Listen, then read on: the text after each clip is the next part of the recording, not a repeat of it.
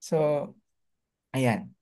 So, magandang araw sa iyo, Miss Pia ng One Meralco Foundation. So, makakasama natin siya ngayon para pag-usapan yung mga programa ng OMF na nakakatulong doon sa iba't ibang mga komunidad.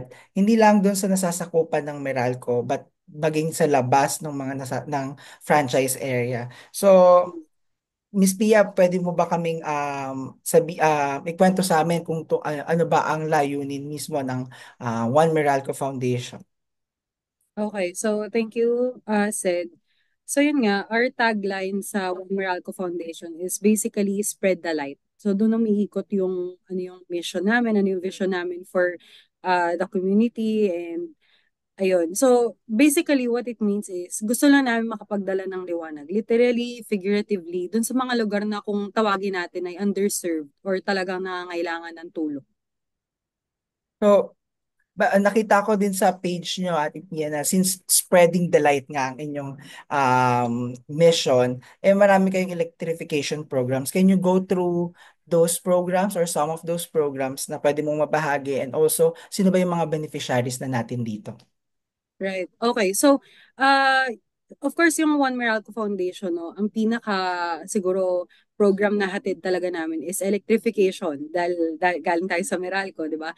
At ang maganda doon is, of course, meron tayong project sa franchise area. Isa doon yung household electrification program kung saan tumutulong tayo sa low-income households sa loob ng franchise area na siguro dala na rin sa hirap ng buhay, no? Hindi sila makapagpakabit ng sarili nilang kuryente. So, nangyayari,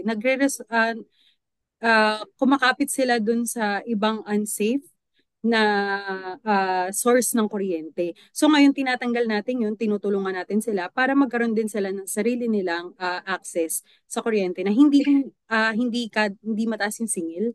Kasi ang tendency sa iba ginagawa nilang negosyo eh. So kapag ganito, kinukuha nila or at least yung nababayaran nila is yung rate ng Meralco. So mas mababa yung kailangan nilang bayaran, nakakapagtipid na sila, mas kaya na nilang controlling yung konsumo nila and binibigyan sila ng freedom as own residents na ito yung pwede kong gawin sa bahay, pwede akong magnegosyo kasi kontrolado ko na yung konsumo ko.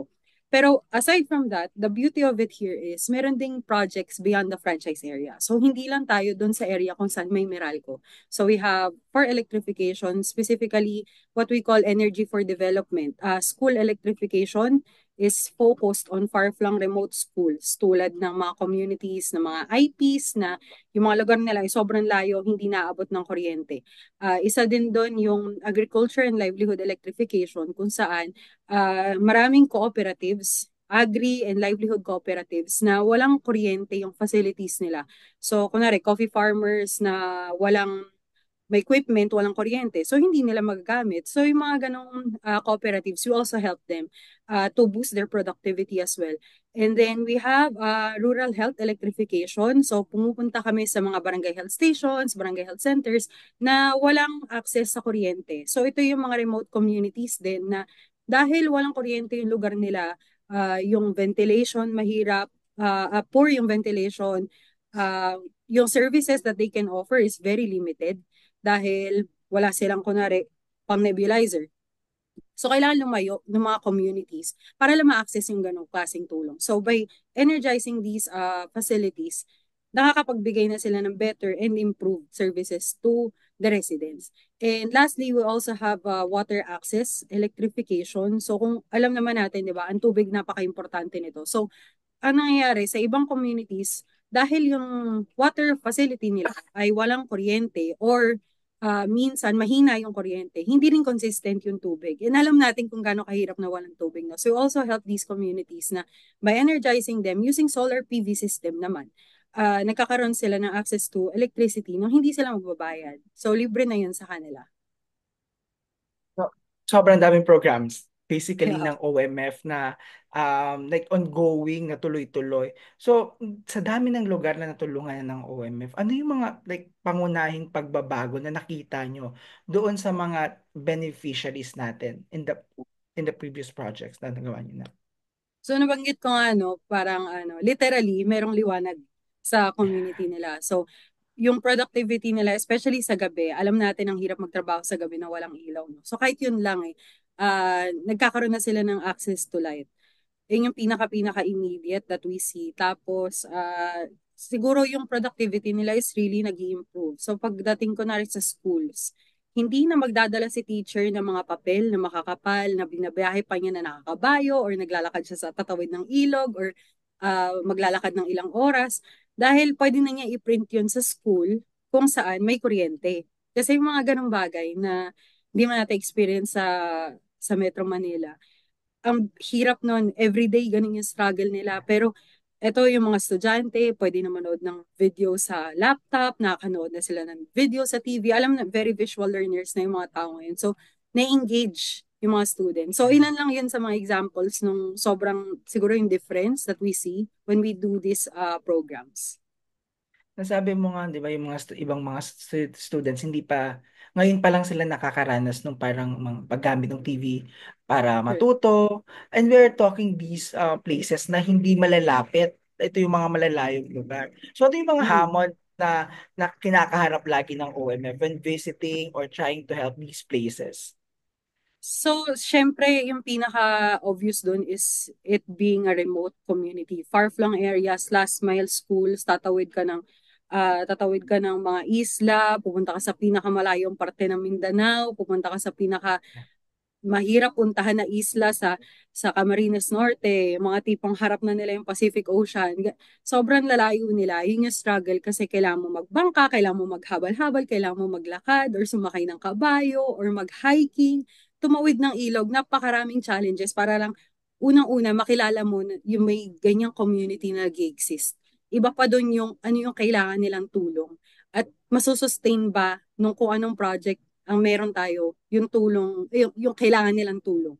So, isa yon sa challenges. Siguro isa pa, uh, siguro yung nakakalungkot din eh. Siyempre, napakaraming lugar na wala talagang kuryente. So, parang, ang ano mo doon is, pipiliin mo. Siyempre, as much as gusto mong bigyan lahat, di ba? Hindi naman kakayanin yun every time.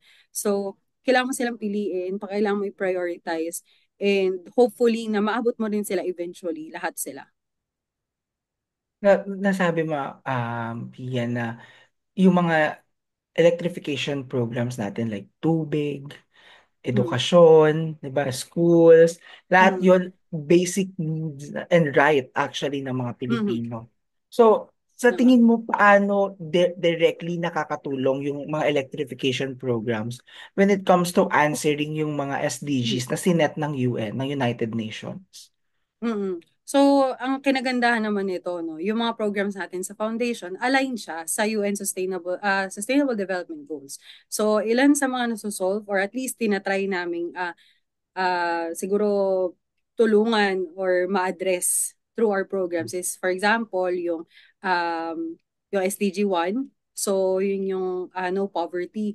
So, by providing, kunwari, itong solar support din sa mga communities, no, binibigyan natin sila ng equal right for economic resources and access to basic services.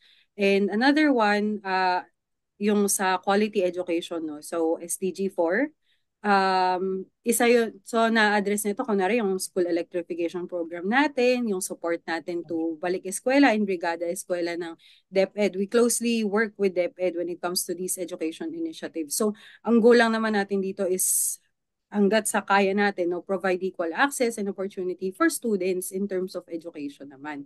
And then, if I may add, yung SDG 7. So, I already mentioned, no, we use solar PV system in energizing these schools. So, yun yung SDG 7 is access to affordable and clean energy. So, by using that, no, parang we we energize these communities, we energize these facilities using a renewable and sustainable source of energy. So, marami pang communities na madidevelop, mas magkakaroon sila ng meaningful contribution dun sa local economies nila. Pero hindi yung itong mga programs na to, parang kumbaga OMF can only do so much. Siyempre Mm, hindi naman natin kaya talaga like empower yung mga communities, especially outside the franchise area of right. Meralco. So we need the help of government, we need the help of Definitely. private sector. So how do we partner with them? So what do OMF does para lang makapag-tap din ng support from the government and other stakeholders? So syempre sa lahat ng programs natin, no, we closely work with the government, local and national, especially kasi hindi tayo pwede mag-assume na alam natin yung problema ng isang community. We really need partnerships. Yung what we call community relationships din. So hindi lang local, hindi lang national government, hindi lang barangay level, kundi pati yung ibang NGOs, ibang private companies para mas malawak din yung ma-reach natin. So parang isa sa example na naisip ko is kunwari sa DepEd lang, yung school electrification, we always ask them din every year for balik eskwela, ano yung kailangan ng mga students kasi sila yung mas nakakaalam. Sila yung nag-guide sa atin ng ano ba yung pwede nating ibigay pa sa mga bata. And of course, we also help, kunwari, yung mga Philippine Navy, we give them solar lamps kasi sila yung nagsasabi na, ito yung meron kayo na kailangan ng mga personnel natin doon. So, pupunta tayo sa Pag-asa Island, nagbibigay tayo sa mga residents, nagbibigay tayo sa mga uniform personnel ng solar lamps, for example, kasi yun yung kailangan nila. And yun yung kinaganda ng partnerships. Kaya importante na we have these relationships with other stakeholders din. So, siguro last question na sa akin, na sa tingin, parang in the next years, ano pa yung nakikita nating future na gagawin pa Mm. ng One Meralco, especially to Mm. those electrification programs na nakalatag naman na. Mm. So, yeah.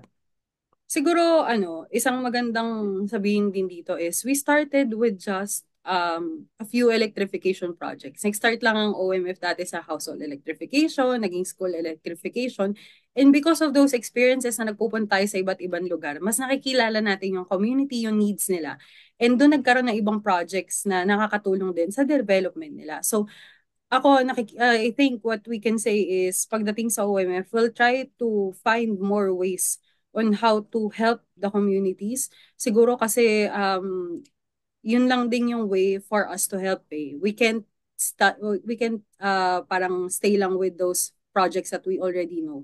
Kailangan din kami maging open to more projects na mas makakatulong pa sa mga communities na kailangan natin i-serve. So that's the way that we can be of better service to them and how we can further spread the light. Yun nga yung sa tagline namin.